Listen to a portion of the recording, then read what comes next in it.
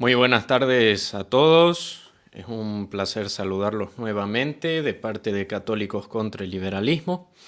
En esta ocasión vamos a estar por segunda vez con nuestro querido ponente, don Javier de Miguel Márquez.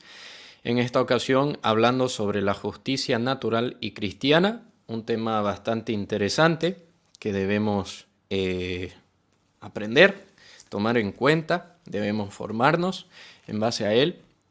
Y bueno, vamos a tener el mismo modelo de desarrollo del tema como en anteriores ocasiones. Y para esta oportunidad me acompañan José Enrique y Héctor. Muy buenas tardes, José Enrique. Muy buenas tardes, querido Mauricio. Voy a estar aquí tratando de ayudar en lo que haga falta, en lo que pueda y nada. Es un honor también estar aquí compartiendo pantalla, ¿no? Con una personalidad como lo es don Javier de Miguel. Buenas tardes, Héctor. José, nuevamente aquí reunimos para analizar temas de suma importancia. Hola, Héctor. No se te escuchó muy bien. Ahora sí, mejor. Ahora sí, ahora sí. Nuevamente aquí agradecidos nuevamente con el equipo de Católicos contra el Liberalismo, que nos ayuda a difundir temas con grandes ponentes como en este caso don Javier de Miguel, que es de mucha ayuda para nuestro intelecto. Exactamente. Bueno, entonces vamos a dar el saludo a don Javier de Miguel, que ya nos acompaña en esta charla. Buenas noches, don Javier, que allá ya es de noche. ¿Cómo le va? Buenas.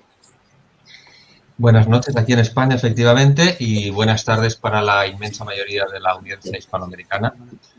Muchas gracias a todo el equipo de Católicos contra el Liberalismo por haber podido repetir ante este altavoz que para mí es privilegiado por cuanto todo este equipo de Católicos contra el Liberalismo pues está mostrando un grandísimo celo apostólico y un grandísimo interés por difundir la doctrina tradicional de la Iglesia.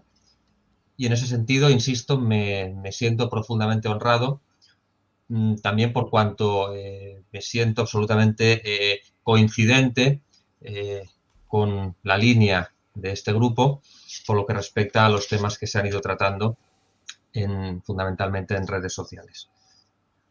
Pues bien, si no tienen inconveniente, comenzaríamos con la charla. Ha comentado Mauricio que seguiríamos el formato del anterior, es decir, una exposición de aproximadamente 1 hora sobre el tema y dejaríamos, si no estoy equivocado, las preguntas para el final. Pues bien, vamos a comenzar, Dios mediante, esta conferencia. El porqué del título es el primer aspecto que me gustaría aclarar: justicia natural y cristiana. Este título no tiene ánimo de establecer una dicotomía entre dos conceptos separados o independientes, sino que justicia natural y justicia cristiana tienen una unión que es absolutamente inseparable.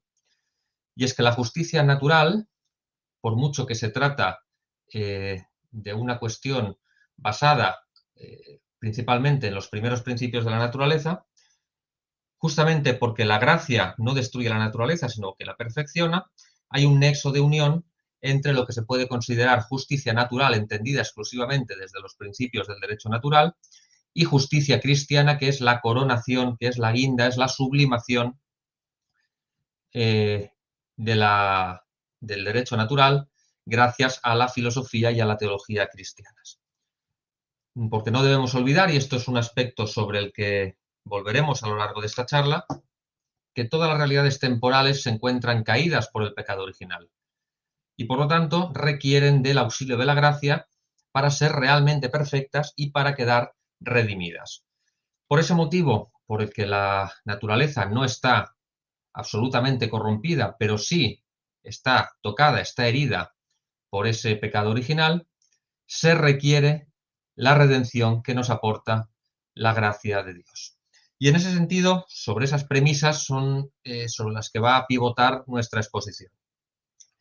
Hecha esta primera apreciación, vamos a dirigirnos a acotar conceptualmente el asunto de la justicia, a fin de que toda la audiencia pueda hacerse con una perspectiva homogénea respecto de lo que se dirá a continuación.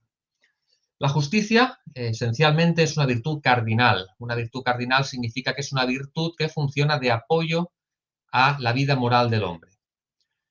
Hay diversas definiciones, pero ciertamente todas vienen a converger bastante en una cuestión muy concreta y da lugar a una definición muy sencilla. La justicia es una virtud y, por lo tanto, es un hábito. Nos la define Aristóteles en su famoso capítulo o libro quinto, mejor dicho, de la Ética Nicómaco, como hábito que dispone a obrar lo justo. Por su parte, Santo Tomás de Aquino nos dice que es la voluntad constante y perpetua de dar a cada uno lo suyo. De algún modo, Santo Tomás lo que está haciendo aquí es desarrollar esta definición que nos da Aristóteles. Aristóteles se limita, entre comillas, a decir que es obrar lo justo y Santo Tomás nos dice ¿qué es lo justo? Lo justo es dar a cada uno lo suyo. Y esa voluntad constante y perpetua de dar a cada uno lo suyo es lo que se conoce con el nombre de justicia. No obstante, a pesar de ello, hay una definición que me parece especialmente acertada y nos la da precisamente una obra de autor desconocido, la Retórica Erenio, que es una obra del siglo I a.C., y que nos dice a cada uno su derecho según su dignidad. Esta es la definición de justicia que nos da este autor desconocido. ¿Por qué me parece interesante el añadido que nos hace a la definición, digamos, más clásica o más conocida por todos de la justicia? Porque incluye un elemento que va a ser fundamental a la hora de discernir, especialmente cuando hablemos de las especies de justicia. A cada uno según su derecho no es ninguna novedad, ya nos lo ha dicho Aristóteles, ya nos lo ha dicho Santo Tomás, pero de algún modo lo que sí que supone una apreciación, a mi juicio, valiosa, es considerarlo según su dignidad. Es decir, muchas veces cuando hablamos de justicia automáticamente nos viene a la cabeza la idea de igualdad. Y efectivamente, la justicia no puede sustraerse a una idea de igualdad, pero esa idea de igualdad no corresponde en muchas ocasiones con una igualdad, digamos, matemática, sino que requiere, sobre todo cuando entramos en el ámbito de la justicia general, que después pasaremos a diferenciar de la justicia particular, que tiene un alcance social de mucho mayor calado. Y por lo tanto, en la medida en que hay una intervención o una afectación de la justicia a todo el cuerpo social, puede hablarse de que la justicia da a cada uno su derecho en función de la dignidad de cada uno. Evidentemente, no estamos hablando de la dignidad ontológica, que es aquella dignidad que pretende exacerbar el pensamiento moderno, haciéndonos ofuscar el intelecto respecto de la existencia de una desigualdad en la dignidad moral y en la dignidad propiamente hablando de la posición social de cada persona en el cuerpo social. Posición social que evidentemente en el pensamiento moderno se identifica rápidamente con la posición económica, pero que en el pensamiento clásico tiene unos matices mucho más profundos que iremos desarrollando. Nos dice San Isidoro en las etimologías que el justo es el que guarda el derecho, es decir, el objeto de la justicia es el derecho. Lógicamente, el derecho que tiene su plasmación o una parte de su plasmación en las leyes, tanto las leyes escritas como las leyes consuetudinarias, guardan relación con la justicia y así debe ser. De hecho, Santo Tomás de Aquino nos dice que una ley que no es justa no es ley, una ley inicua no es ley. Por lo tanto, el concepto de ley y el concepto de derecho van intrínsecamente vinculados a la cuestión de la justicia.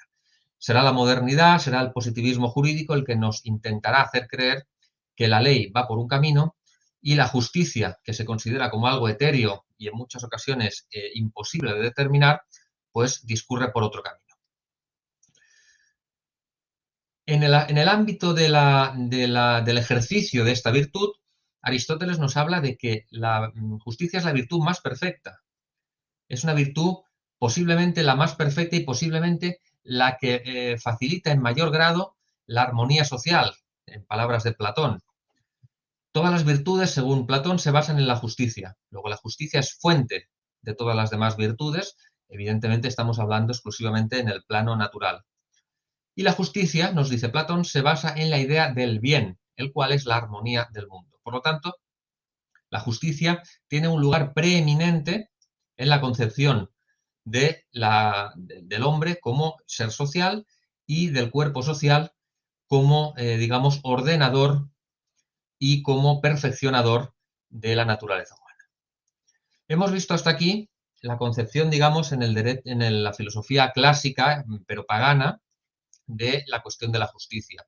Vemos aquí que se habla de la importancia de la justicia en cuanto actuar con justicia implica actuar conforme a la naturaleza, y actuar conforme a la naturaleza conlleva esa armonía de la que nos habla Platón. ¿Qué añade el cristianismo a esto? Pues el cristianismo fundamentalmente añade la idea de la relación de la criatura con el creador.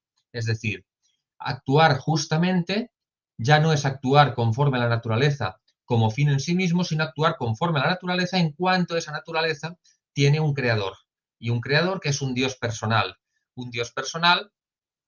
con el cual el hombre tiene una deuda impagable. Y sobre esto profundizaremos más adelante. Por tanto, lo que añade el cristianismo es precisamente eso, el fundamento último de la justicia. La filosofía clásica pagana se queda en el fundamento inmediato, que es la justicia como virtud en tanto en cuanto se obra conforme a la naturaleza. El fundamento cristiano, nos dice Santo Tomás, es que en el servicio del hombre a Dios se incluye que dé a cada uno lo que le debe, es decir, dando a cada uno lo que se debe, estamos dando a Dios lo debido, estamos cumpliendo la voluntad de Dios y estamos también cumpliendo con nuestro deber de justicia para con Dios.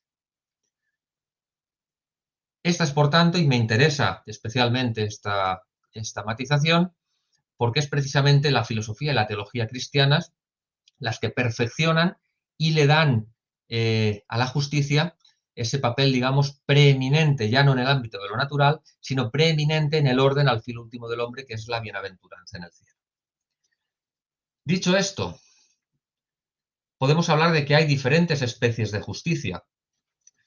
Diferentes especies de justicia en relación a varios factores, es decir, en relación al objeto, en relación a las personas que intervienen, pero sí que de todas ellas podemos decir que se trata de justicias en sentido real, no en sentido, digamos, metafórico o impropio, sino en sentido real. Son divisiones de la justicia y todas ellas son justicia, pero veremos que se aplican en función de la circunstancia y en función de la relación concreta en la que se esté desarrollando el obrar humano. Porque hemos de insistir, la justicia no es una virtud absoluta en sí misma, sino que es una virtud en tanto en cuanto comporta una relación con el otro. Yo no puedo ser justo conmigo mismo, es decir, yo soy justo con otro y ese otro puede ser una criatura o puede ser el creador. Por lo tanto, en función de cuál sea la relación, cuál sea, la relación de alteridad que tenga con la otra persona y el objeto de la acción humana, podemos hablar de diferentes tipos de justicia. En esencia, hay dos tipos de justicia o dos especies de justicia, la justicia particular y la justicia general. La justicia particular es aquella que tiene que ver, al menos en una de las partes, con el individuo considerado de modo individual, es decir, el hombre considerado individualmente en relación a otro, a ese otro que puede ser otro hombre considerado individualmente o que puede ser directamente la sociedad. Y es por eso que distinguimos a su vez dos subtipos de justicia particular. La justicia conmutativa, por un lado, y la justicia distributiva. En la justicia conmutativa, digamos, es la más individualista, por decirlo así, porque es aquella en la que el individuo exige algo como persona particular a otro individuo. Es decir, yo vendo mi casa y yo estoy teniendo una relación, en este caso, cuyo objeto es la transmisión de la propiedad o de la posesión, en este caso, de un inmueble, y me estoy relacionando con otra persona particular. Es aquí, en este tipo de situaciones, donde opera la justicia conmutativa. La justicia conmutativa guarda, según Aristóteles, una proporción aritmética. ¿Qué significa?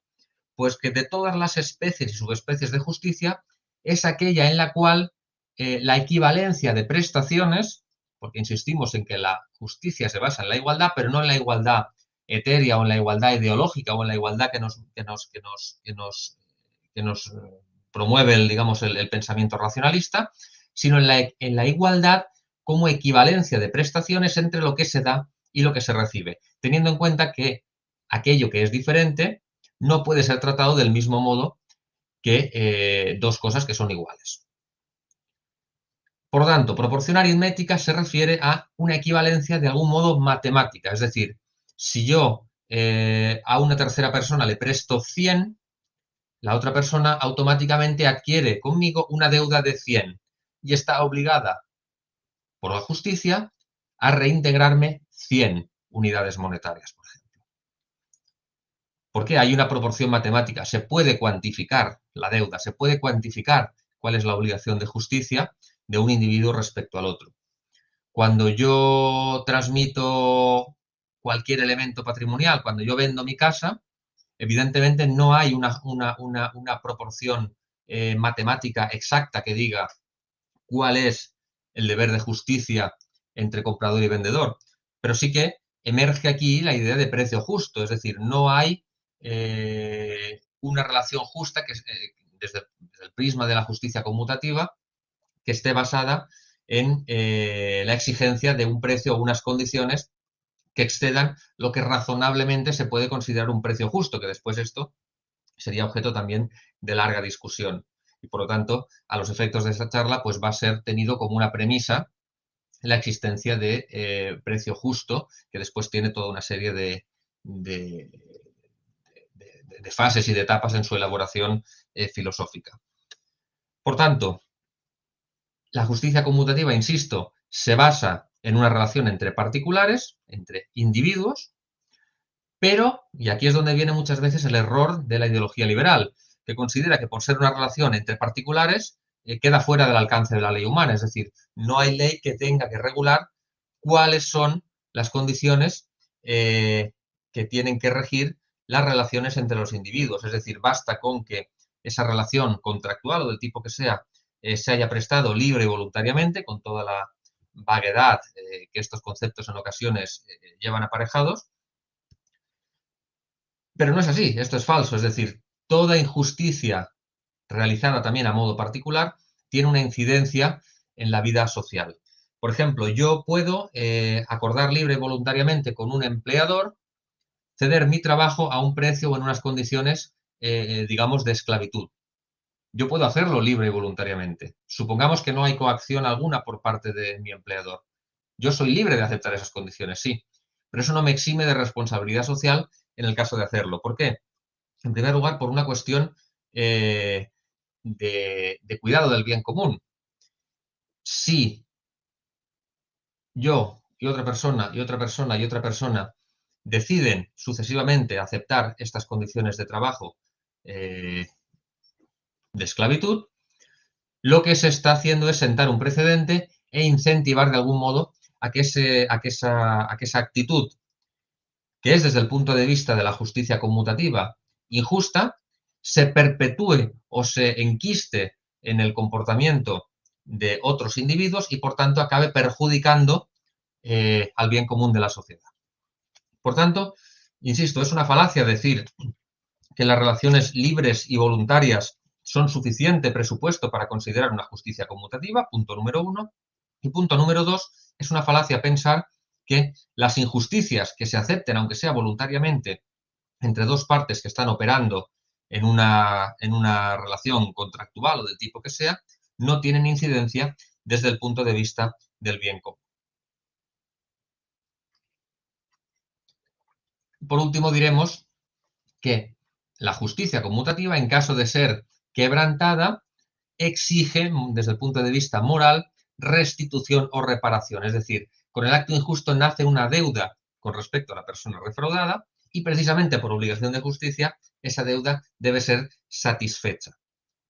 Ese es el motivo por el cual en la moral cristiana para que pueda ser perdonado un pecado de robo, pues se requiere la restitución y la reparación. Es decir, no se requiere exclusivamente y únicamente el arrepentimiento y la confesión del pecado, sino que se exige restitución o reparación. ¿Por qué? Porque esa justicia conmutativa ha quedado quebrantada y, por lo tanto, para que sea realmente restituida la situación original de equilibrio, pues requiere que en este caso yo, que soy el que ha cometido la injusticia, el que ha cometido el robo, satisfaga esa deuda que por causa de la injusticia he cometido o he adquirido, perdón, respecto a otra persona.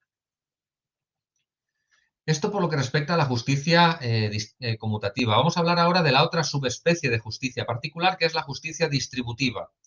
Vamos incrementando de algún modo la complejidad, pero yo pienso que se va a ver claramente. En la justicia distributiva, el individuo exige algo como miembro de la comunidad. Es decir, si la justicia conmutativa era la parte que debe a otra parte, el individuo que debe a otro individuo, aquí estamos hablando de el todo, es decir, la sociedad, la comunidad política, que debe a la parte, al individuo considerado desde el punto de vista individual, que evidentemente también es parte de esa comunidad política, pero que a los efectos de nuestro análisis se considera una persona individual que está en relación con el todo. Y aquí es donde retomamos esta definición de justicia de la retórica Herenio, porque aquí es donde empieza a influir, donde empieza a intervenir el concepto de dignidad de la persona. La justicia distributiva siempre ha sido clásicamente considerada como la justicia que se ejerce en la concesión de honores, de reconocimientos, etc. Por lo tanto, ya no hay una justicia estrictamente matemática, sino que hay algo más, es decir, hay un reconocimiento de un determinado grado de dignidad de la persona. Aristóteles ya no habla de una proporción aritmética, sino de una proporción geométrica, es decir, ya no existe una igualdad estricta, una igualdad matemática, sino en proporción a lo que se merece como miembro de la comunidad en función de la posición y de la dignidad particular que tiene dentro de esa comunidad. Por poner un caso, ¿por qué una familia numerosa merece ser ayudada o por qué una familia numerosa merece ser en justicia atendida de un modo especial por la comunidad política? Pues precisamente porque aporta un bien mayor a la sociedad que aquella otra persona que no tiene descendencia. ¿Por qué? Porque la procreación y la educación de la prole son un bien para la sociedad. ¿Por qué el sacerdote, por qué la Iglesia requiere por parte de la comunidad política un reconocimiento especial? Por el mismo motivo, pero visto desde el otro ángulo, es decir, por la contribución que hace al bien común en tanto en cuanto se preocupa de la cura de almas. Por lo tanto, no es lo mismo hablar de la Iglesia que hablar de una familia, que hablar de un individuo. Estamos hablando de diferente dignidad desde el punto de vista de la ordenación al fin último de la sociedad. Esto el pensamiento liberal no lo asume de ninguna manera. Para el pensamiento liberal esto es un privilegio, esto es una arbitrariedad injustificada. Es decir, es arbitrario que la comunidad política reconozca prerrogativas a la Iglesia. Es una arbitrariedad que la comunidad política reconozca prerrogativas a la familia, por ejemplo. ¿Por qué? Porque ellos entienden la justicia, en el mejor de los casos, como justicia conmutativa, si es que la reconocen, porque ya hemos dicho anteriormente que en muchos casos les basta la libertad y la voluntariedad como presupuesto para dar por hecho que una relación entre individuos es justa.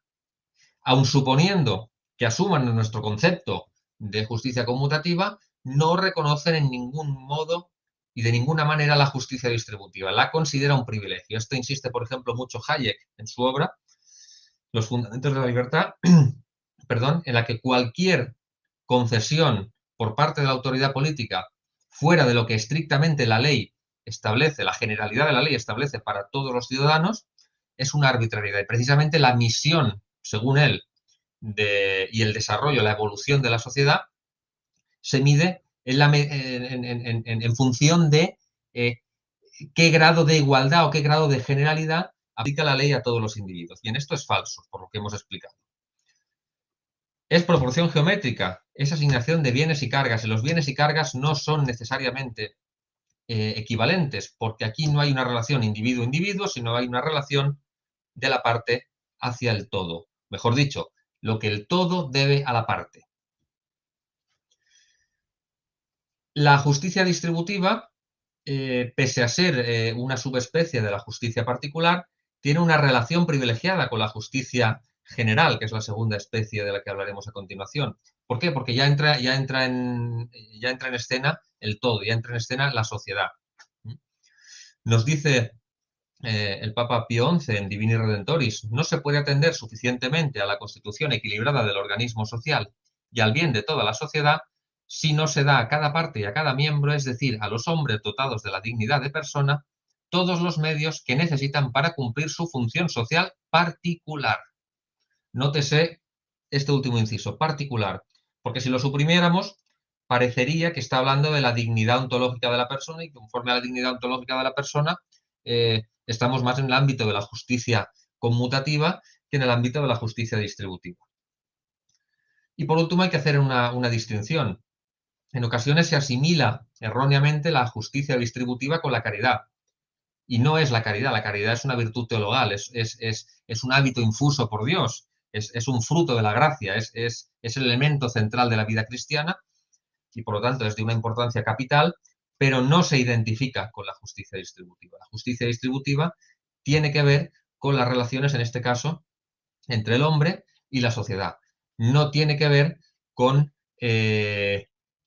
directamente con la vida cristiana. Evidentemente, la justicia distributiva es un elemento para que una sociedad pueda considerarse acorde con el Evangelio, pero no es en sí mismo, es decir, no se identifican caridad y justicia distributiva. Pasamos, pues, como hemos dicho, a la segunda especie de justicia, que es la justicia general, también llamada legal.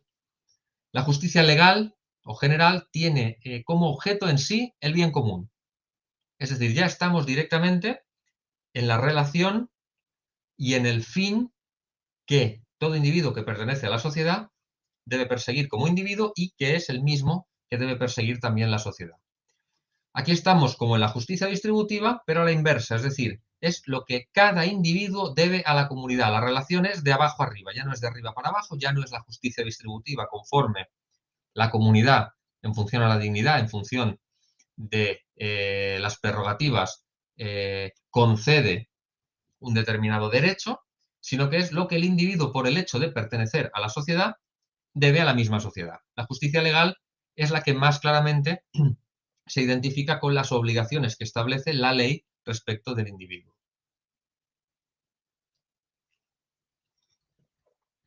Lógicamente, para que se dé esta justicia legal, se requiere el reconocimiento previo de una realidad, que es la existencia de la comunidad política. Porque si no existe la comunidad política, es imposible deberle algo a una cosa que no existe, lógicamente. Y esto que puede parecer baladí no lo es tanto. A mí me llamó la atención mucho unas declaraciones de Margaret Thatcher en una entrevista a una revista americana en la que dijo que la sociedad no existe, es decir, solo existen hombres, mujeres, individuos y también familias, pero no existe la sociedad. Es decir, por lo tanto, si no existe la sociedad, ¿dónde está la justicia legal? ¿Dónde está incluso la justicia distributiva? Como mucho existirá la justicia conmutativa entre hombres, entre mujeres, entre familias, etc. Esto es uno de los errores fundamentales por los cuales también el liberalismo en gran medida niega la existencia de la justicia legal. Como no hay una comunidad política como una entidad metafísica, no existe nada a quien deber. Yo no debo nada a la comunidad política. La comunidad política, de algún modo, es un elemento que está a mi servicio para cumplir con mis fines particulares, pero no hay una comunidad política que contribuya, que coadyuve al perfeccionamiento del individuo y a la consecución de sus fines naturales y sobrenaturales. Por lo tanto, de la misma manera que la comunidad política, en su sentido recto, tiene la obligación de facilitar el perfeccionamiento de cada uno de sus miembros, pues esa misma comunidad tiene que tener el poder de exigir a sus miembros lo necesario para cumplir su misión. Como siempre hablamos, y yo siempre me he referido en todas las intervenciones que he realizado en este y en otros medios, que para que exista un derecho previamente tiene que existir un deber, y por lo tanto, para que la comunidad pueda cumplir con ese deber de promocionar y de facilitar al hombre la consecución de su fin último, tiene el derecho de poder exigir al hombre unos determinados comportamientos. Y a la inversa, el hombre, precisamente porque tiene el derecho a que la comunidad política coadyuve a la consecución de su fin, tiene la obligación de someterse a lo que la comunidad le exija para precisamente poder conseguir su fin. No lo que le exija para poder conseguir el fin de un Estado liberal o de un Estado socialista, no, para conseguir su fin recto. Y aquí es donde enlazamos con el asunto de la ley. La ley injusta no es ley, por lo tanto no obliga en conciencia, por lo tanto no está sujeta a la justicia legal. ¿Por qué? Porque no está ordenada al bien común de la sociedad, sino que está ordenada a un bien, en el mejor de los casos, privativo de alguien, ¿no? Y por lo tanto ya no es ley, sino es eso sí que es realmente una arbitrariedad, y no lo que los liberales entienden como tal, que es medir diferente aquello que es diferente, sino realmente aquí hay una arbitrariedad y hay una injusticia, hay una ausencia de justicia legal. ¿Qué alcance tiene la justicia legal? Pues como hemos dicho antes, fundamentalmente el derecho positivo, es decir, la justicia legal se plasma en el derecho positivo, porque es lo que regula las obligaciones del hombre para con la sociedad. Y al mismo tiempo también, evidentemente, en el derecho natural. ¿Por qué? Porque está fundado en la naturaleza humana. Por lo tanto, todo lo que guarda relación con el hombre, tiene que estar fundado en su naturaleza para ser recto. ¿Qué fin tiene la ley? La ley tiene una finalidad pedagógica, que es inclinar la voluntad humana a reconocer aquello que le corresponde al bien común. Es decir, inclinar a la voluntad humana a reconocer aquello que debe a la sociedad.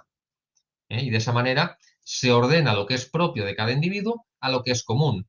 Y de esa manera se realiza lo que tantas veces en el lenguaje de la doctrina social de la Iglesia se ha venido denominando la paz social. La justicia legal está muy vinculada a la prudencia política, porque la prudencia política, que es la virtud por la cual se aplica los principios al caso concreto, tienen precisamente que ver con la justicia legal, es decir, cómo la ley regula los casos concretos de las relaciones entre los individuos y la sociedad. Y por último, nos vamos a detener brevemente a una relación o a un concepto que se relaciona a menudo con las dos especies de justicia que hemos comentado anteriormente, que podríamos llamar una justicia sui generis, es la llamada justicia social. Y ahora voy a matizar por qué digo sui generis. La justicia social es un concepto relativamente reciente, es un concepto que está ausente en toda la formulación clásica, tanto en la antigüedad griega y romana como en el pensamiento cristiano medieval. La justicia social es un concepto que surge en el siglo XIX y hay un debate acerca de su esencia y acerca de su naturaleza, porque da la impresión en ocasiones que no acaba de encajar con el esquema tradicional de las dos especies de justicia. Da la impresión, a algunos autores les da la impresión de que con la justicia particular y la justicia general ya están abarcadas todas las especies de justicia, otros consideran que no, que es una justicia diferente, otros consideran que es una síntesis entre ciertos tipos de justicia. Perdón. Vamos a hacer una referencia breve, simplemente para situar el tema. La justicia social, en su acepción más común y en la acepción que utiliza la doctrina social de la Iglesia más habitualmente, tiene que ver con la justicia del bien común. Tiende a asimilarse con la justicia legal, por lo que tiene de relación entre el individuo y la sociedad, pero de algún modo pretende ser un concepto que lo trascienda, una especie de mixtura entre la justicia legal, que es justicia general, y la justicia distributiva, que pertenece a la justicia particular. Bien, yo no voy a incidir excesivamente sobre ello. Mi opinión personal acerca de esto es que toda justicia de algún modo es justicia social. ¿Por qué? Porque, como hemos dicho antes, hasta la justicia conmutativa tiene una repercusión para la vida social. Y, por lo tanto, hablar estrictamente de justicia social, sin los debidos matices, puede llegar a darnos la impresión de que hay una tercera especie de justicia o un cuarto subtipo de justicia que realmente no es en esencia así. No obstante, ello no obsta para que la doctrina social de la Iglesia se ha manifestado en términos de justicia social en numerosas ocasiones. Así pues, Pío XI en Divini Redentoris nos dice: más allá de la justicia conmutativa, hay que afirmar la existencia de la justicia social. Fijémonos que nos dicen más allá de la justicia conmutativa. En latín, preter justitiam. Preter es, efectivamente, más allá, porque en algunas traducciones de la encíclica se dice junto a o al lado de, y yo creo que precisamente esta traducción responde más a la originalidad del texto, más allá, preter justitiam. Es decir, no se acaba la justicia en la justicia conmutativa, sino que hay que afirmar la existencia de una justicia social, que en este sentido pues viene a ser todo aquello que excede la justicia conmutativa, es decir, la distributiva y la legal. Pío XI también en 40º año nos habla de la justicia social. Pío XII, en su carta a los obispos alemanes de 1949, nos dice que la justicia social es el más bello lazo de sabiduría, benevolencia y de honestidad. ¿Qué ocurre con la justicia social? Además, tiene un inconveniente añadido, y es que la justicia social es un concepto que ha sido, de algún modo, secuestrado por las ideologías revolucionarias, especialmente la ideología marxista. Si a mí me piden mi opinión o qué recomiendo como piedra de toque para distinguir cuándo estamos hablando de justicia social desde el punto de vista cristiano y cuándo estamos hablando de justicia social desde el punto de vista revolucionario, yo diría que la justicia social nunca puede realizarse en detrimento de la justicia conmutativa. Es decir, que la justicia social esté más allá de la justicia conmutativa no obsta para que la justicia conmutativa deba cumplirse. Y en muchas ocasiones, todas aquellas políticas de tipo marxista, revolucionario, socialista, llámese como se quiera, en el fondo lo que esconden es profundas injusticias en el ámbito de la justicia conmutativa con la coartada de la justicia social. Eso no es justicia social, porque una justicia que contradice otra especie de la misma justicia, evidentemente es incongruente. Cerrado este capítulo, vamos a hablar de las virtudes conexas a la justicia. La justicia hemos dicho que era una virtud cardinal, que era una virtud central y que de algún modo era fuente de otras virtudes. ¿Qué virtudes podemos considerar que están íntimamente relacionadas con la justicia? Pues vamos a decir una primera, que a lo mejor a una parte de nuestra audiencia puede que le sorprenda, y es la virtud de la religión. ¿Por qué la virtud de la religión está vinculada con la justicia? Está vinculada porque todos los actos de la virtud de la religión, como puedan ser la oración, la devoción, la adoración, tienen como fundamento la deuda que la criatura tiene con Dios. Por lo tanto, hay una primera relación entre dos, es decir, entre el creador y la criatura. La criatura tiene una deuda infinita, evidentemente, una deuda impagable, una deuda que solo de modo ínfimo e insignificante, con el auxilio de la gracia, podemos llegar, no digo a satisfacer, sino mínimamente a compensar, pero es infinita la diferencia que hay entre la justicia que nosotros podemos satisfacer para con el Creador, con la deuda, respecto de la deuda que realmente tenemos con él.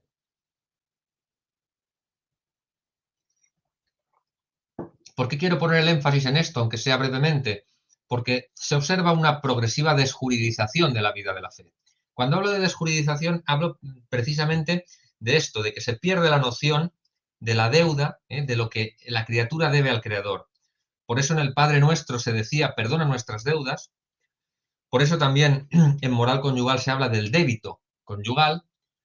Por eso también en el ámbito del sacramento de la penitencia se habla de la expiación y del reato de los pecados. ¿Por qué? Porque todo pecado origina una deuda adicional con Dios y por lo tanto esa deuda solo puede aspirar a satisfacerse evidentemente siempre en el ámbito de la capacidad limitada del hombre a través de la expiación, a través de la mortificación, a través de la, por decirlo de alguna manera, devolverle a Dios en la medida de nuestras posibilidades, aquello con lo que hemos hecho un uso ilícito, ¿no?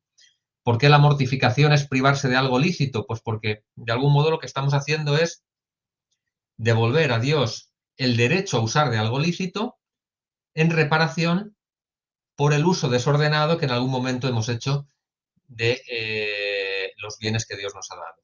Es decir, yo hice un uso desordenado de tal bien, de tal don, y para restituir o para tratar de restituir a Dios, lo que hago es devolverle renunciando a algo lícito, renunciando a algo que sería lícito de realizar. En eso consiste la mortificación y, de algún modo, esa desjuridización de la vida de la fe nos lleva también a la pérdida de todas estas nociones de las que hemos hablado.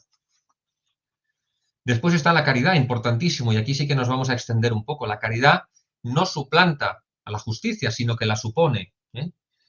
La relación entre justicia y caridad es una relación de equilibrio, es decir, la caridad nunca puede suplir a la justicia, sino que partiendo del fundamento de la justicia, la perfecciona, y es donde está la gran aportación del cristianismo, esa perfección de la justicia. Nos dice Pío XI en Divini Redentoris: los medios para salvar al estado actual de la triste decadencia en que lo ha hundido el liberalismo amoral no consiste en la lucha de clases y en el terrorismo, sino en la configuración y penetración del orden económico y social por los principios de la justicia social y de la caridad cristiana. Sigue diciéndonos el Papa: por tanto, ha de buscarse principios más elevados y más nobles que regulen severa e íntegramente a dicha dictadura, es decir, la dictadura del liberalismo moral, es decir, la justicia social y la caridad social. La caridad social debe ser como el alma de dicho orden. Esta es una frase, a mi juicio, muy acertada y muy bella. La caridad es lo que perfecciona la justicia. Y eso nos lleva al tema de la relación entre la justicia y la misericordia. Este tema tan manido y que muchas veces se deforma y se desvirtúa sobremanera cuando se habla de la relación del hombre con Dios. De la misma manera que hemos hablado que hay una relación del hombre con Dios basada en la justicia, también hay una relación de Dios con el hombre que tiene que estar regida no solo por la justicia, sino también por la misericordia. Volvemos a lo mismo: la misericordia no suplanta la justicia, sino que la presupone. ¿Qué hace, en cambio, la misericordia? La misericordia lo que hace es suavizar el rigor de la aplicación estricta de la justicia. El rigor, ese rigor estricto y frío de la justicia, viene de algún modo suavizado por la virtud de la misericordia. La virtud de la misericordia evidentemente no es un atributo exclusivo de Dios, sino que es una virtud del cristiano también, y por lo tanto es una virtud que debe aplicarse también en el ejercicio de la virtud de la justicia. La misericordia, de algún modo, se puede considerar como la evolución de un término que en el pensamiento griego se denominó epikeia, que en el pensamiento romano se denominó equitas, equidad. De algún modo, el pensamiento pagano intuía que había determinadas situaciones en que la estricta aplicación de la ley o la estricta interpretación de la ley en unos términos demasiado, digamos, inflexibles, podía dar lugar a situaciones en sí mismo que podían dar lugar incluso a una injusticia, o que había una imperfección en la ley en el momento en que ésta se aplicaba estrictamente para todos los casos. La epikeia, por ejemplo, según Aristóteles, es la corrección de la generalidad de la ley. Es decir, es lo justo en una circunstancia dada. La equita romana es de algún modo el principio que inspira la justicia, es el espíritu de la ley. Cicerón en su Tópica nos dice: quiere la equidad que a casos iguales se apliquen principios jurídicos iguales. Toda esta intuición de la imperfección o de los inconvenientes que tiene en algún momento esa aplicación de la ley excesivamente generalista, desemboca con el advenimiento del cristianismo en lo que se ha venido a llamar la misericordia, también benignitas, indulgencia, etc. Suaviza la justicia pagana y bárbara, suaviza, digamos, ese estricto rigor. Nos dice Enrique Luño que esa benignitas, esa indulgencia, reflejando una atenuación del rigor de la justicia, creo que este término es esencial, como una manifestación de la misericordia divina que aminora el rigor del juez supremo. San Ambrosio, por su parte, nos da también una frase muy bella. Nos dice: la misericordia es parte y porción de la justicia. Frase muy bella y también muy ilustrativa. La misericordia es parte, es decir, no suplanta, y es porción de la justicia. Forma parte de la aplicación de la justicia la virtud de la misericordia. La equitas cristiana, nos dice Enrique Luño, es la confección exquisita de justicia y misericordia, fruto de la caridad que pasa de vuelo, es decir, más allá, préter, a la justicia y llega donde ésta no alcanza. La modernidad ilustrada, insisto, rechaza también la equidad. Kant la denominará jus equivocum, es decir, es un derecho confuso, es un principio confuso. La equidad para la Ilustración es confusa, porque no aplica la generalidad de la ley. Y para ellos conlleva la arbitrariedad. ¿Por qué? Porque puede llegar a tratamientos para ellos discriminatorios o a tratamientos arbitrarios, cuando realmente lo que está haciendo es perfeccionar la justicia. Cuando se considera la justicia en un sentido exclusivamente positivista, llegamos a esta conclusión. No hay equidad, no hay justicia distributiva, no hay consideración de las diferentes dignidades. ¿Por qué? Porque todo está encajonado en la visión estricta de la ley. Todo está encajonado en la concepción racionalista y abstracta de la ley. Y por último, la prudencia. Ya hemos hecho una breve mención de ella anteriormente. La prudencia está muy relacionada con todo lo que hemos indicado. ¿Por qué? Precisamente porque es la aplicación de la justicia al caso dado. Hemos dicho que tiene una fuerte vinculación con la justicia general o legal y es una virtud eminentemente práctica. Aplicar rectamente los principios a los casos concretos. Y esa precisamente es la principal virtud desde el punto de vista del gobernante cristiano, que es el punto que vamos a pasar a analizar a continuación.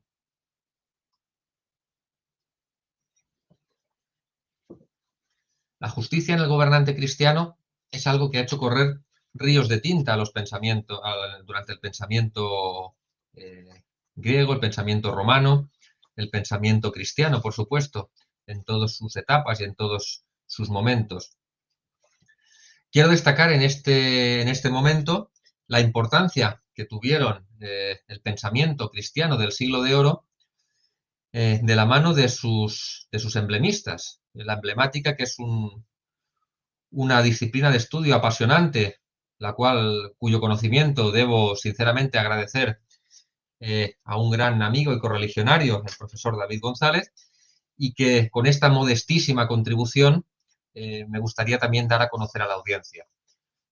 La emblemática viene a ser un método pedagógico fundamentalmente dirigido a la educación de los príncipes.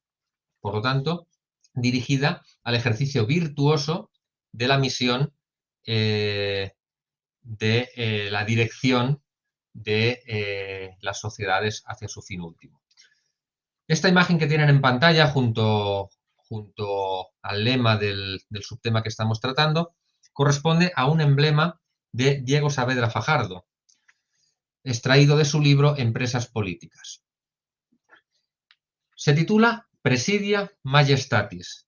Y atención, porque además de fijarnos en el lema, hay que fijarse también en la figura.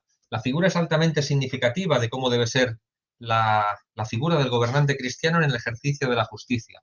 Nos dice concretamente Saavedra Fajardo: bajo una corona real, refiriéndose a la imagen, al emblema, la pictura presenta la simbiosis de dos medias aves, unidas en un plano central, esplayadas.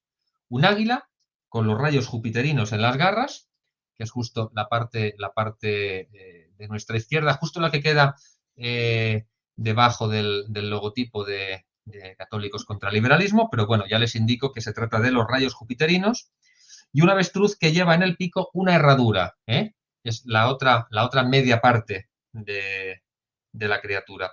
Simbolizan la justicia y la clemencia, virtudes con las que se afirma la soberanía. Las cualidades del águila, agudeza de la vista, ligereza de alas y fortaleza en sus patas, se corresponden con las deseables para el ejercicio de la justicia. Inquirir delitos, ejecución rápida, firmeza, lo que es propiamente hablando lo que pertenece a la virtud de la justicia.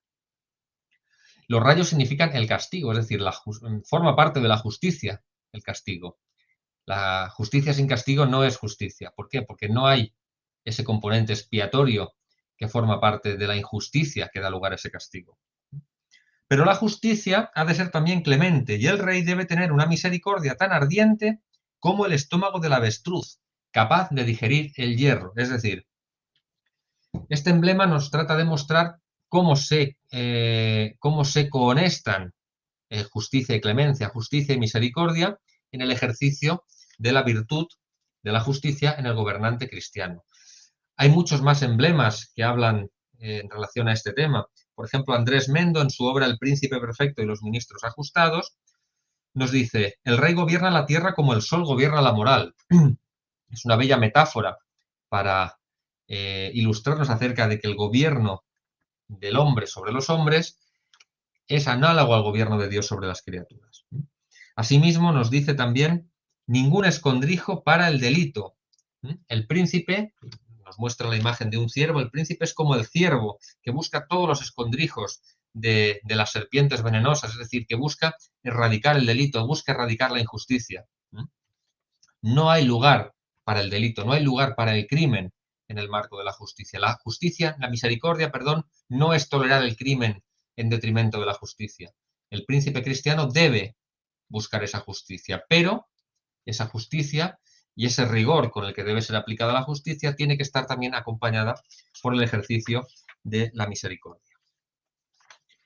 A modo de conclusión, creo que hemos visto muchos conceptos, algunos de ellos de una cierta complejidad, pero sí que me gustaría dar un par de pinceladas, un poco para dejar claro lo que considero que es importante retener como conclusión de estos minutos que hemos dedicado.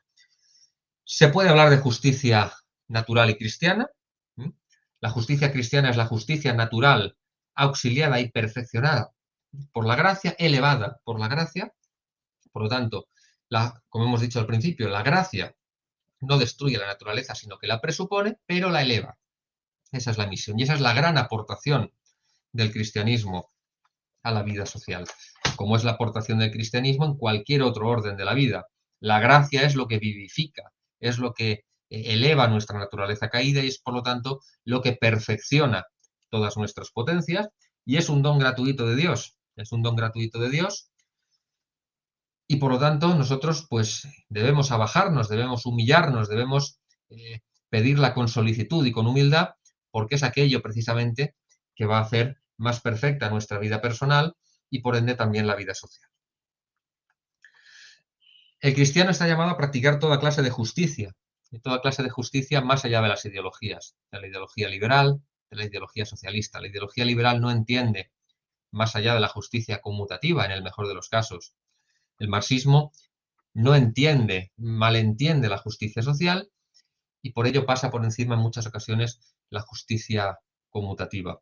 El cristiano debe ser capaz de desenvolverse en el mundo con estos principios, siempre teniendo claro cuál es el norte. El norte es la naturaleza humana, el norte es el fin último del ser humano, que no es más que ese obrar conforme a la naturaleza, que sabiamente nos explicaban los autores paganos, pero elevado por la gracia y redescubierto su fin último después de la caída, que es la bienaventuranza en el cielo.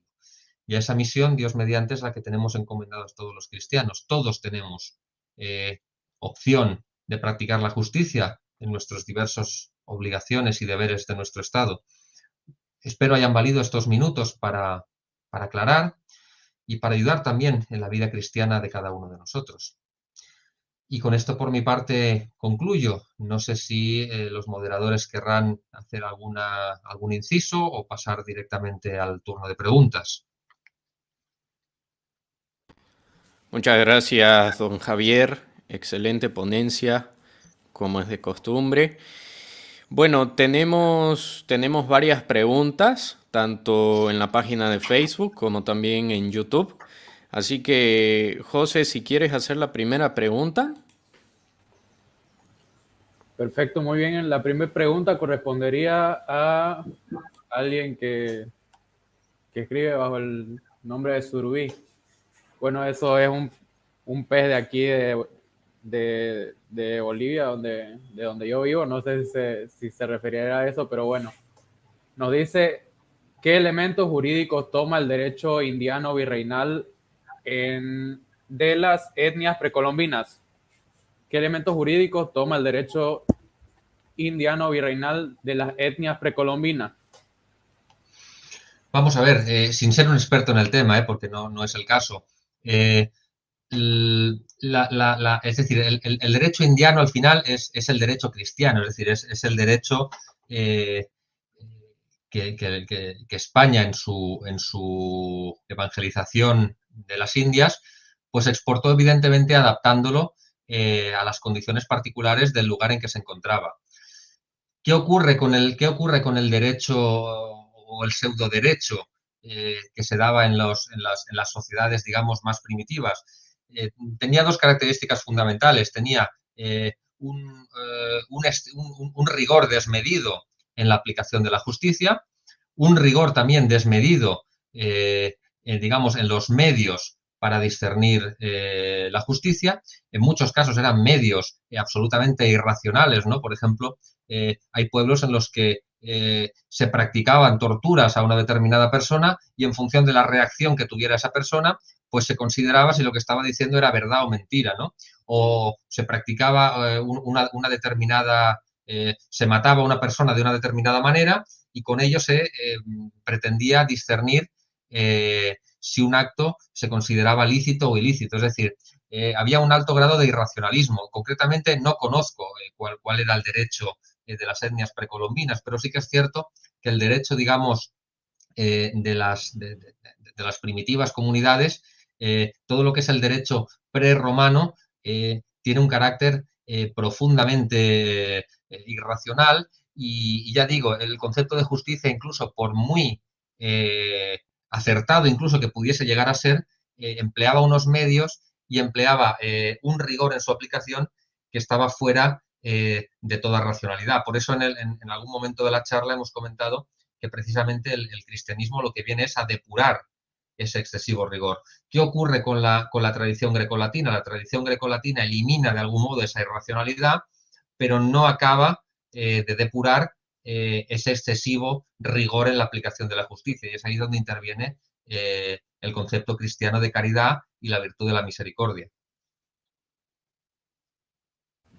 Sí, de hecho, enlazando un poco, más adelante hay una pregunta, ¿no? Similar a esta, pero aplicada a otra cultura, que sería la romana, pero con respecto a lo que acaba de decir, otro aporte que habría hecho el cristianismo sería el nacimiento de la Inquisición, ¿no? De la Santa Inquisición, porque cuando nosotros hablamos y defendemos la Inquisición, no defendemos cualquiera, defendemos la Santa Inquisición, que esa es la única, la católica, ¿no? Precisamente nace de un concepto que ahora equivaldría a la justicia comunitaria, ¿no? Que es la justicia por mano propia del pueblo, ¿no? Lo que conocíamos como turba. Y bueno, el clero estaba desligado de toda esa justicia comunitaria. Entonces lo que hace es erigir tribunales de inquisición para que se haga una investigación, ¿no? Que no se pretenda tomar justicia así y hacer pretender todo tipo de torturas y excesos que venían por parte de lo que se llama el brazo secular, no el brazo clerical, ¿no? Esto es un punto que se distorsiona muchas veces y la mayoría con malicia, ¿no? Pero lo que hizo la Iglesia Católica y el cristianismo es poner un freno, ¿no? A lo que sería toda esa justicia comunitaria que ha surgido de manera ilegítima o espontánea, como se quiere decir. Pero bueno, el clero a través de la Inquisición fue lo que hizo frenar eso, ¿no? Todo ese tipo de abuso a través de la Inquisición. Efectivamente, además, era un tribunal exquisitamente misericordioso, porque era un tribunal que precisamente, el único tribunal, por decirlo así, que podía eximir de pena previo arrepentimiento. Es decir, la pena de robo, la pena de homicidio, la pena de asesinato, por mucho que medie un arrepentimiento, no exime del castigo correspondiente. En cambio, el Tribunal de la Inquisición sí podía llegar a eximir del castigo correspondiente, porque lo que buscaba precisamente era la conversión del errado, más que un castigo por sí mismo, sino el daño que provocaba en el bien común la difusión, en este caso, de doctrinas heréticas. Y, por lo tanto, el fundamento número uno era precisamente conseguir la retractación del hereje. Sí, a tal punto que incluso los criminales en materia propiamente civil en el sentido recto blasfemaban, ¿no? Para ser tratado y ser judicializado por ese tribunal y no por el brazo secular. Muchos puntos de la historia que no se saben o se ignoran a voluntad, ¿no? Correctamente. A ver, en Facebook tenemos más preguntas. Hay una de Carolina Lempere que dice: ¿qué elementos del derecho pagano toma el derecho católico? Vamos a ver si por derecho pagano entendemos la tradición grecolatina, pues evidentemente muchísimos. Yo pienso que la tradición grecolatina es una preparación que de algún modo Dios en su providencia puso para el advenimiento del Mesías, ¿no? Cristo nace y vive, Cristo se encarna, el Verbo se encarna en un mundo geográficamente bajo el poder del Imperio Romano, ¿no? Y un mundo sometido al poder del Imperio Romano que previamente había tenido la influencia griega. Como de algún modo he anticipado en la respuesta a la pregunta anterior, fundamentalmente lo que este derecho pagano, por decirlo así, pero que ha generado una tradición clásica de la cual el cristianismo después, depurando lógicamente todas las imperfecciones y todos los errores, pues ha elevado a la categoría de lo que se puede denominar derecho cristiano, de ahí la correlación que hay entre derecho, justicia natural y justicia cristiana, tiene fundamentalmente su base en la consideración de la naturaleza de las cosas, es decir, la justicia. Aristóteles, cuando habla de justicia, no está hablando de justicia como deuda del hombre con ningún dios, está hablando simplemente como obrar conforme a la naturaleza. Conforme a la naturaleza es lo que proporciona el mayor bien al hombre individualmente considerado y a la sociedad. Ese obrar conforme a la naturaleza es sin duda uno de los sustratos fundamentales que permiten que el derecho griego y después también el derecho romano, su idea de justicia, sean absorbidos y perfeccionados por el derecho cristiano. No ocurre lo mismo, por ejemplo, con el derecho moderno. El derecho moderno es un derecho que va contra la naturaleza de las cosas y, por lo tanto, no puede ser cristianizado, no puede ser redimido. ¿Por qué? Porque parte de unos presupuestos falsos. La redención presupone la naturaleza, pero una naturaleza correcta, no una naturaleza desviada o una naturaleza inexistente. Es decir, no existe un derecho cristiano bajo los presupuestos del derecho moderno, porque los presupuestos del derecho moderno son esencialmente anticristianos, sencillamente por esto. No se puede decir lo mismo de la tradición grecorromana, porque la tradición grecorromana es precristiana y además, en muchos aspectos, se acerca a muchos presupuestos que después son perfectamente compatibles con el derecho cristiano. Un comentario sobre eso bastante interesante es que hay personas que creen que porque la doctrina católica toma ciertos principios del mundo pagano, por decirlo así, bueno, la fe está manchada, ¿no? La fe católica está manchada, pero es como correctamente dijo usted, que la fe católica ha purificado, ¿no? Primeramente esos ciertos principios paganos y ha tomado lo que corresponde con la fe católica, ¿no? Para exaltarlo, llevarlo a un nivel más alto, que es en el ámbito teológico, ¿no? José Enrique, ¿otra pregunta? Sí, y es que cuando decimos pagano no estamos diciendo que estaban del todo errados, ¿no?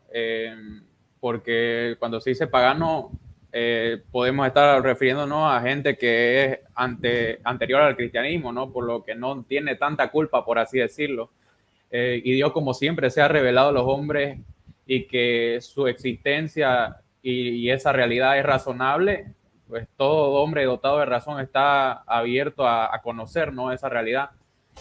Otra pregunta que tenemos sería de Baruch Maura, que nos pregunta acerca de su opinión acerca de lo que sería la tesis del voluntarismo y cómo ha influido en esta sociedad moderna o en el ejercicio de la justicia, ¿no? Para enlazarlo al tema que nos ocupa. Bien, en primer lugar, esta pregunta es fundamental para entender la diferencia que hay entre el concepto cristiano y clásico de justicia y el concepto moderno. La justicia moderna, en primer lugar, es una privatización de la justicia. La modernidad es una privatización de toda una serie de órdenes que en su naturaleza tienen repercusión social, pero que la modernidad trata de encapsularlos. Me explico. Todo lo que hemos hablado acerca de la repercusión social de la justicia, la modernidad no lo considera. La modernidad considera la justicia conmutativa en base a la relación de dos individuos aislados. La modernidad considera la justicia ya no en base a la naturaleza de las cosas, sino en base a la voluntad de los individuos. Es justo aquello que yo libre y voluntariamente he consentido, aquello es justo. Por lo tanto, es justa la prostitución, es justo el tráfico de drogas, es justa la pornografía, siempre y cuando haya libertad, consentimiento voluntario y libre por parte de los sujetos que integran esa transacción. Ese es el fundamento esencial. Se sustituye a la naturaleza, que es algo extrínseco al hombre, por la voluntad inmanente, que es algo que se pretende hacer emerger del propio hombre, pero sin referencia o sin más referencia que el propio hombre y que su propia libertad entendida como autodeterminación. Por lo tanto, este es un factor fundamental. Por eso antes decíamos, el derecho moderno no es cristianizable, porque el derecho moderno parte de unos presupuestos que son anticristianos, porque son opuestos al pensamiento cristiano, son opuestos a la cosmovisión católica y son opuestos incluso a la naturaleza y a la razón. Excelente, muchísimas gracias. Tenemos más preguntas en Facebook. Hay una de Gabriel Benítez que nos dice: ¿en qué momento histórico aparece el concepto de justicia social en el magisterio? El concepto de justicia social en el magisterio viene a aparecer sobre el siglo XIX. Muchos autores se lo atribuyen a Luigi Taparelli, que si no recuerdo mal era jesuita, un jesuita asesor del Beato Pío IX. Y el contexto histórico, de algún modo, viene a ser la emergencia de lo que es la sociedad industrial moderna. Es decir, hay una evolución muy rápida y muy brusca, desde el punto de vista cualitativo, muy disruptiva entre lo que era la sociedad preindustrial y la sociedad industrial que emerge fundamentalmente a partir del siglo XIX. Se empiezan a observar toda una serie de situaciones que de algún modo eran novedosas en el estudio de la relación del hombre con la sociedad. Aparece el maquinismo, aparece una generalización del trabajo asalariado, aparece una concepción de la sociedad cada vez más economicista, cada vez más materialista. Es decir, aparecen en escena toda una serie de factores con los cuales ciertos pensadores consideran que es necesario introducir este concepto de justicia social para teóricamente dar una mejor respuesta por parte del pensamiento cristiano a la nueva realidad social. Yo, no es que sea escéptico respecto de la justicia social, sino que le veo algún problema de tipo, digamos, nominal, porque tiene mucha facilidad para confundirse con la idea de justicia social que nos transmite las ideologías revolucionarias, especialmente la marxista. Y, por otro lado, porque desde el punto de vista de la forma mentis del pensamiento clásico, toda justicia tiene un componente social. Por lo tanto, hablar de justicia social en sí daría a entender o podría dar a entender que hay otros tipos de justicia que no son social. Y sí que es cierto que hay una justicia que está más relacionada o más directamente entroncada con la relación del individuo con la sociedad. Es más social la justicia legal que la justicia conmutativa, pero todos ellos tienen un componente social.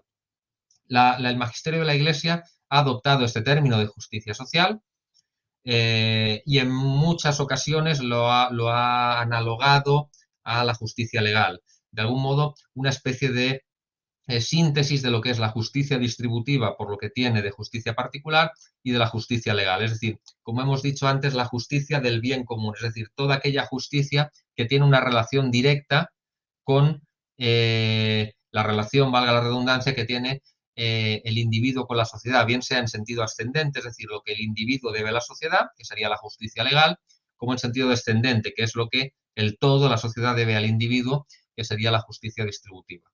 Por lo tanto, es un híbrido porque de algún modo está a caballo entre las dos especies principales de justicia, que son la justicia particular y la justicia general.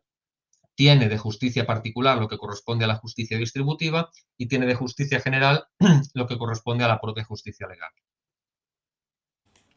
Muchísimas gracias, don Miguel. José Enrique.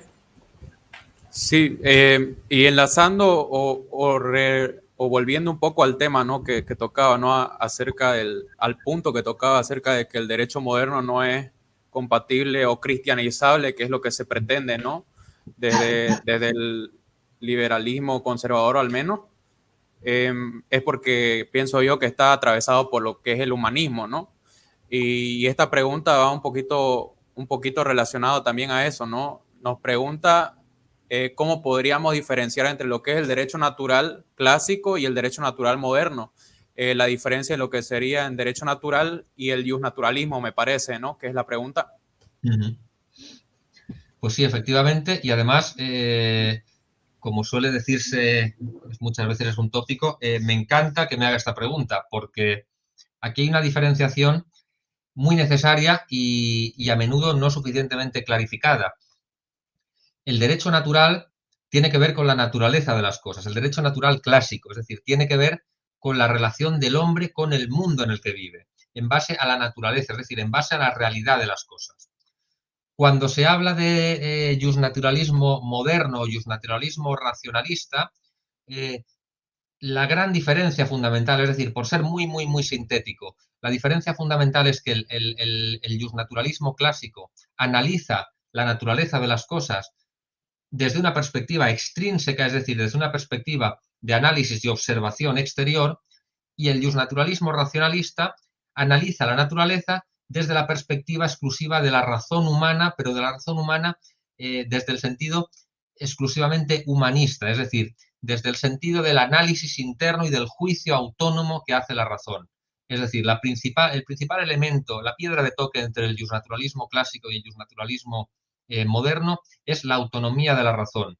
Es decir, todo aquello que la razón humana sea capaz de discernir como natural es aquello que es natural.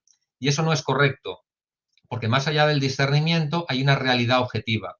Y el ser humano lo que tiene que hacer es descubrir esa realidad, no formarse unos apriorismos mentales que le permitan determinar en base a su razón autónoma qué es lo natural o qué no es natural. Cuando hablamos de los derechos, el justnaturalismo, digamos, racionalista, moderno, se suele hablar esencialmente de los derechos individuales. Aquí es un tema que me gusta mucho hablar de él, es un tema que le tengo un particular cariño y es un tema que he investigado recientemente, precisamente. Es el nacimiento del derecho subjetivo.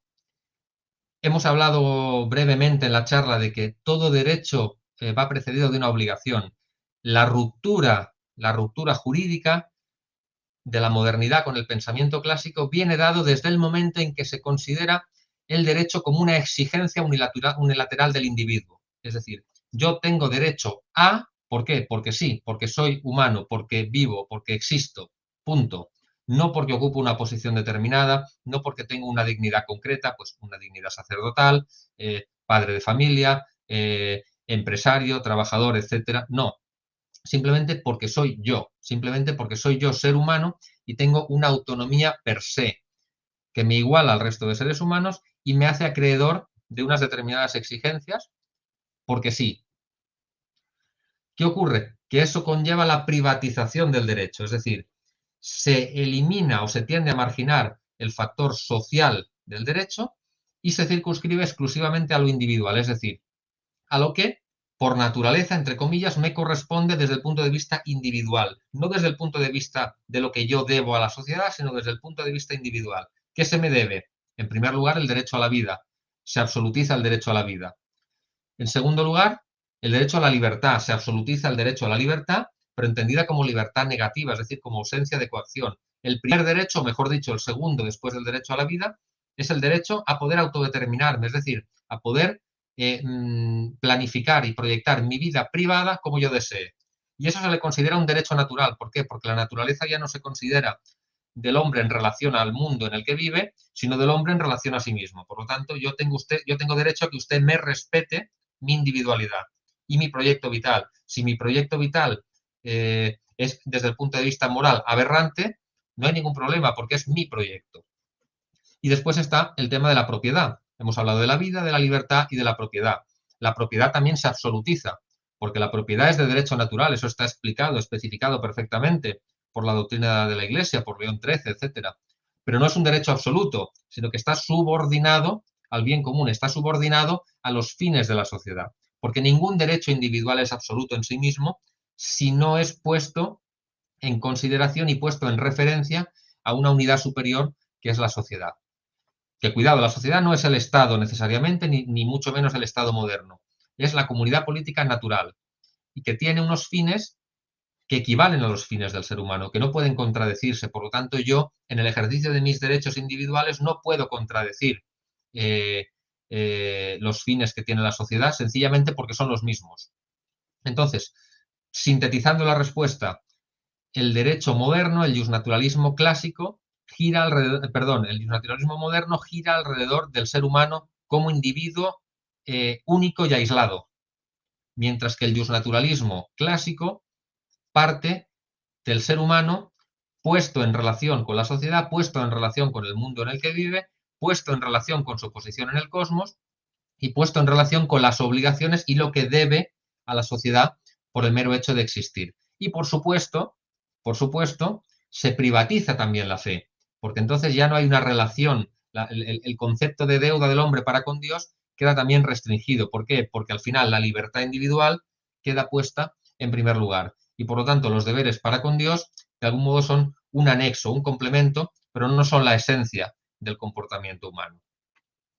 Esto surge fundamentalmente con el humanismo. El humanismo renacentista es el que exalta la condición humana de la persona, la condición exalta todas las facultades y las potencias humanas, minimizando los efectos del pecado original. Y por lo tanto, produce un progresivo ensoberbecimiento del hombre que le lleva a entender que al final el derecho es exclusivamente su derecho.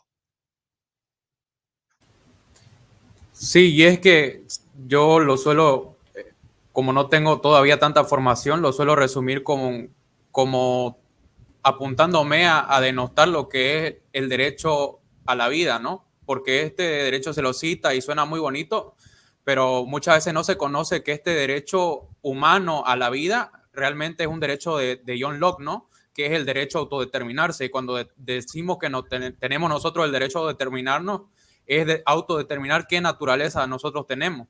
Con lo cual, ahí tenemos la raíz del justnaturalismo, ¿no? La naturaleza de cada individuo. Entonces, hay tanta naturaleza como individuos caben, ¿no? También quiero más o menos, en mi experiencia, mostrar, ¿no?, cómo toda esta teoría que está explicando el licenciado don Javier no es solamente puro palabrería, ¿no? Porque yo actualmente, miren, estoy estudiando Derecho y que yo sepa, en la antigüedad no se estudiaba Derecho, sino se estudiaban leyes, ¿no? Y como que hay un autor que si bien entiendo y mal no recuerdo, es liberal, pero él muestra, ¿no?, y opina sobre cómo ha habido este cambio, ¿no? De que antes se centraba el estudio en las leyes, pero que se ha dado un giro y se ha centrado el estudio jurídico en los derechos, ¿no? Ahora tenemos que la justicia, según esta nueva perspectiva, es la justicia que decida cada uno, ¿no?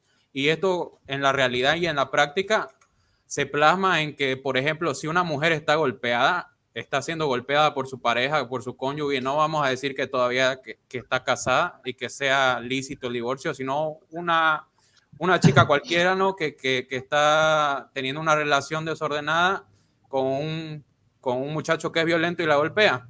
Si se denuncia esto por un tercero y la chica decide retirar los cargos, muchas veces lo que es justo para ella y según su ignorancia, ¿no?, y su desviada voluntad, acaba el derecho así sirviendo no a la justicia, sino al individuo, ¿no? que sería ella. Y parafraseando a un autor heterodoxo, acaba no obteniendo ni justicia ni servicio al ser humano, no, porque lo que está haciendo es perjudicarlo. Efectivamente, es decir, el derecho, los derechos desde el punto de vista modernos acaban siendo pretensiones, es decir, pretensiones en el sentido de que la ley y la sociedad está exclusivamente al servicio del individuo y, por lo tanto, la función de la ley es satisfacerme a mí, no buscar aquello que es conforme a la naturaleza. Y entonces ahí es donde tenemos el gran salto cualitativo entre el derecho clásico y el derecho moderno. Y por mucho que se le llame justnaturalismo, en el fondo no responde a una naturaleza, porque no responde a una naturaleza objetiva, sino que responde, como bien has dicho, José Enrique, a la naturaleza propia de cada hombre que interiormente pues ha considerado que tiene, ¿no?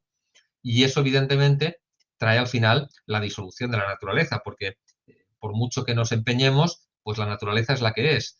Y si la negamos o la subjetivizamos, al final el resultado es el mismo, que es que la verdad emana de cada individuo. Y eso es lo que es el derecho hoy en día, por desgracia. Y ya desde la Declaración de los Derechos Humanos del 48, que parecían o que por muchos autores fueron consideradas sensatas, ¿no? Pero que realmente escondían el germen de eso, el germen de la autodeterminación. Los derechos de enésima generación que vemos hoy continuamente desplegarse desde el punto de vista de la sexualidad, el género, poshumanismo, transhumanismo, etcétera, no han surgido ex nihilo, es decir, tienen una progenie que procede de las declaraciones universales de derechos humanos, de la francesa, americana, de modo más remoto, lógicamente, pero por una cuestión de grado, por una cuestión de desarrollo, no por una cuestión de fundamento, y que sí que tienen un antecedente inmediato en la Declaración de 1948, que, insisto, por muchos en el ámbito conservador es puesto como ejemplo o incluso reformulación del derecho natural, y no tiene absolutamente nada de reformulación. En todo caso, lo que reformula o desarrolla es el justnaturalismo moderno que pone al individuo en el centro de la ley. Y ese, evidentemente, no es ni remotamente lo que se entiende por justicia y por derecho desde el punto de vista cristiano. De hecho, insisto, el derecho, en última instancia, como toda ciencia humana, tampoco puede separarse de la teología, que es la ciencia más perfecta y la que las engloba todas, como bien reconocía Donoso Cortés. Es que la teología no se puede separar de nada, porque separar una ciencia humana de la teología equivale a separar al hombre de Dios y, por lo tanto, es un absurdo.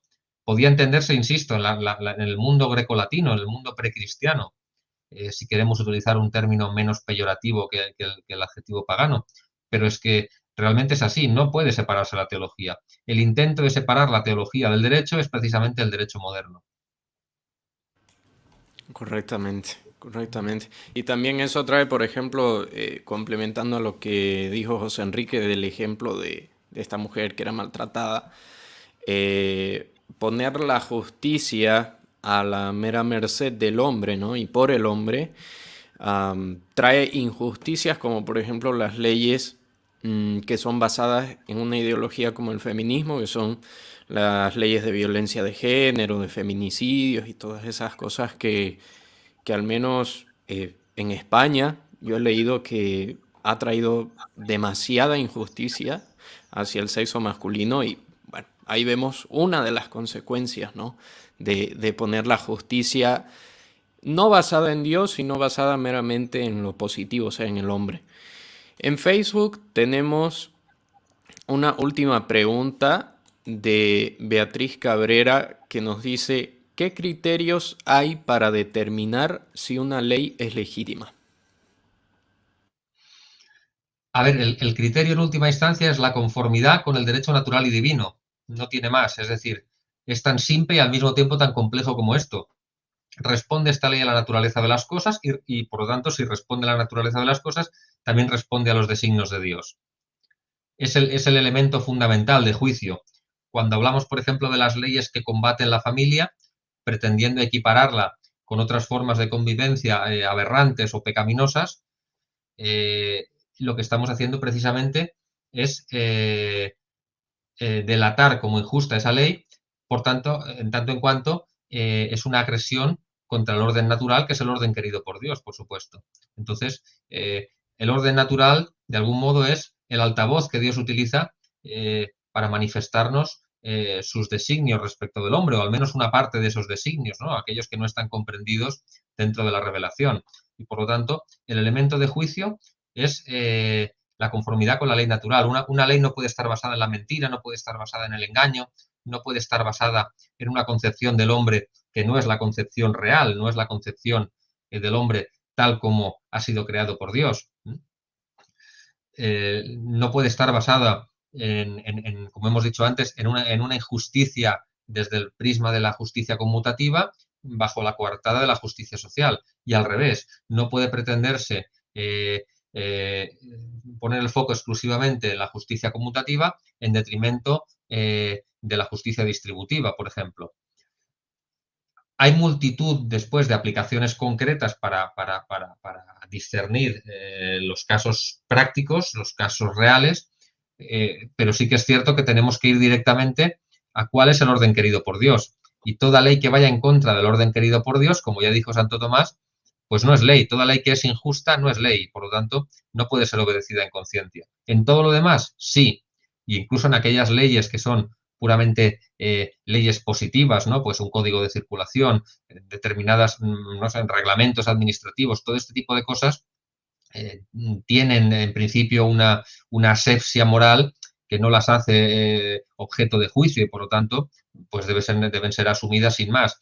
Pero hay una gran parte de las leyes que sí tienen un contenido moral. La ley tiene un contenido además pedagógico y por eso tiene ese valor social. Por lo tanto, insisto, conformidad con el orden querido por Dios, no tiene más. Al final, lo que nos compete a nosotros es precisamente formarnos para conocer precisamente cuál es ese orden querido por Dios a través de las fuentes que Dios mismo nos ha proporcionado. Exactamente. Bueno, creo que hasta acá estamos completos, 1 hora y media, un poquito más. Y bueno, pasemos a la conclusión. Ha sido una charla realmente valiosa, tremendamente valiosa, como la anterior que tuvimos con don Javier. Y agradecemos tanto don Javier como los miembros de Católicos contra el Liberalismo, a todas las personas que nos han seguido hasta este momento. Esperamos que les haya servido esta formación. Dios mediante vamos a continuar haciéndolas en un futuro. Así que, bueno, muchísimas gracias, don Javier. Muchas gracias a ustedes y, insisto, muy honrado de volver a estar con ustedes y de volver a utilizar este medio que tanto celo apostólico está demostrando día a día. Muchas gracias a usted, José Enrique. Muchas gracias. Muchas gracias a usted, don Javier, nuevamente de manera personal por su predisposición. Gracias a toda la gente que nos ha estado haciendo el aguante, como se dice, ¿no? En las dos páginas, en el canal de YouTube y en la página de Facebook. Y personalmente, yo me he vuelto un fiel seguidor del trabajo tanto escrito como multimedia que está realizando el licenciado don Javier, y los invito a que se suscriban a su canal de YouTube. Ahí está tratando distintas series acerca del tema del bien común, actualmente el tema del trabajo. Ha tocado cómo surgen, ¿no?, ciertas pretensiones de compatibilidad con la tradición hispánica y el liberalismo, o el pretendido, o que se ha cambiado de nombre, lo que es el libertarianismo o libertarismo. Y pues son clases realmente de sumo valor, y así que los invito a visitar su canal, a suscribirse y a compartir su contenido. Nada más sería por mi parte. Que pasen buenas noches, y vamos a estar, lo vamos a mantener al tanto de todas las actividades, y si nos queda tiempo con Mauricio tenemos luego una transmisión más, y le dejo a usted el espacio para que pueda dar el saludo final, si es que no lo ha dado. Muchas gracias. Pues bien, simplemente reiterar reiterar lo dicho, el agradecimiento a todo el equipo de Católicos contra el Liberalismo, agradecer también la atención de la audiencia y sobre todo pues esperar que haya sido de utilidad para la formación de todos nosotros, que como cristianos pues tenemos una labor importantísima y de la que Dios sin duda nos va a pedir cuentas, y es de cómo hemos sido capaces de contribuir pues a transformar con nuestro granito de arena y por supuesto siempre auxiliados por la gracia, pues a construir una sociedad que sea más acorde precisamente con los designios de Dios. Ese es el propósito que en nuestro caso estoy convencido que nos mueve a todos y en todo caso pues dejamos los frutos siempre en manos de la providencia. Amén. Bueno, invitamos a todas las personas también a que se suscriban a este canal de Católicos contra el Liberalismo, le den me gusta o sigan a la página en Facebook de Católicos contra el Liberalismo, y asimismo yo recomiendo muchísimo el canal de don Javier de Miguel Márquez, que está con su mismo nombre. A mí todavía no lo he terminado, pero me ha encantado una serie de videos que tiene él sobre el liberalismo católico, ¿no? O sea, refutando su compatibilidad. Es excelente. Lo va refutando desde las fuentes de los mismos liberales y conservadores, así que está imperdible. Tienen que visitar su canal. Y bueno, sin más que decir, muchísimas gracias a todos. Que Dios los bendiga. Hasta luego. Buenas tardes. Chau, chau.